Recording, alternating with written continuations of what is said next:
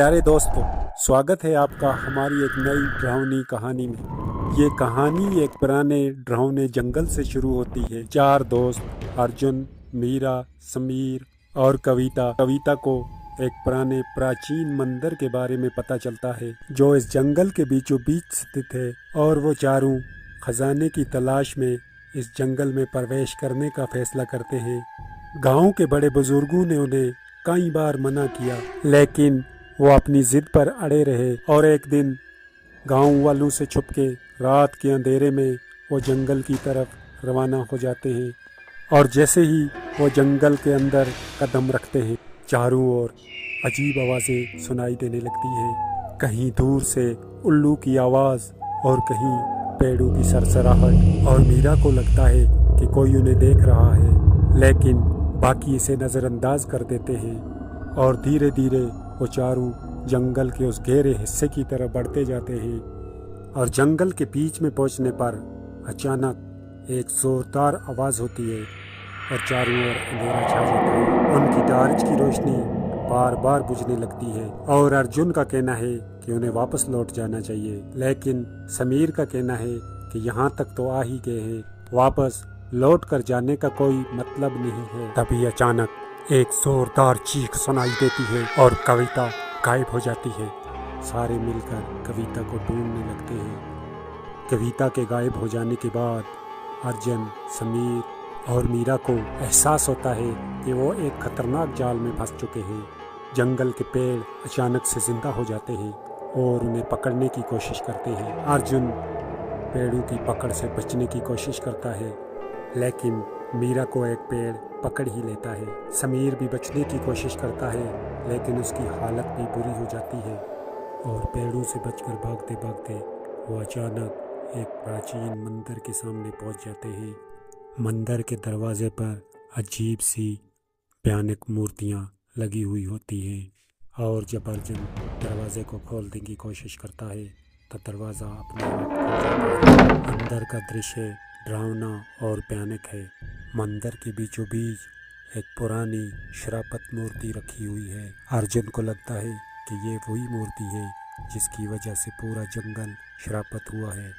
और मूर्ति के सामने पहुंचने पर अर्जुन को एक पुरानी किताब मिलती है जिसमें इस शराफत जंगल का रहस्य लिखा हुआ है। और जैसे ही वो किताब पढ़ना शुरू करता है, मूर्ति से भयानक आत्मा बाहर निकलती है। वो आत्मा उन सबको मारने की धमकी देती है और वो तीनों मिलकर एक साथ उस आत्मा से लड़ने का फैसला करते हैं। आत्मा बहुत शक्तिशाली होती है। आखिरकार अर्जुन उस किताब के एक मंत्र का उपयोग करके उस आत्मा को वापस उस मूर्ति में कैद कर देता है। लेकिन जब वो बाहर निकलने की कोशिश करते हैं, उन्हें पता चलता है कि ये जंगल उन्हें कभी भी बाहर निकलने नहीं देगा।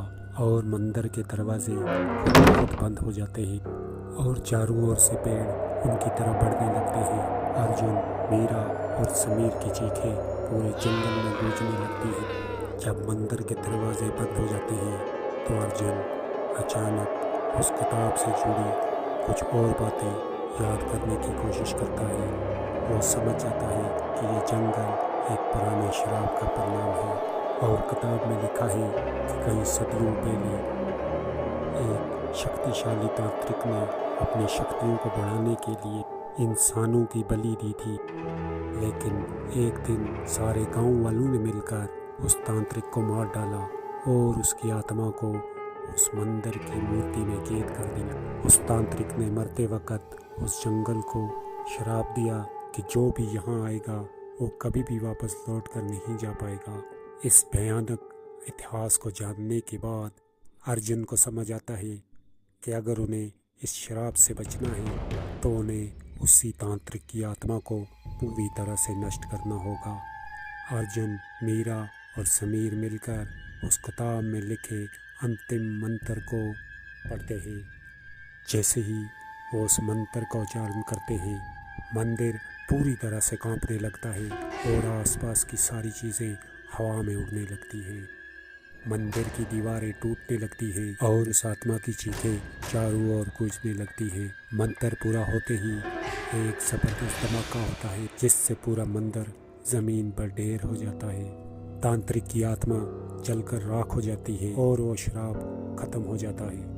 तब अर्जुन, मीरा और समीर धुएं और धुंध के बीच में बाहर आते।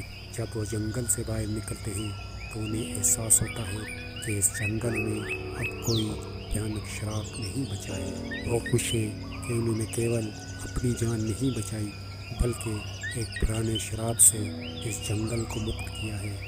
अर्जुन, मीरा और समीर जंगल से बाहर आते हैं और देखते हैं कि सूरज की रोशनी पूरे जंगल को उजागर कर रही है।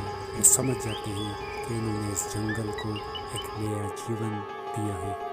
जब वो जंगल से वापस लौटकर अपने गांव में पहुंचते हैं तो सारे गांव वाले उनकी बहादुरी की सराहना करते हैं। लेकिन कहानी यहाँ ख़त्म नहीं होती। जब वो घर जाते हैं तो अर्जुन को अपने बैग में वही किताब मिलती है।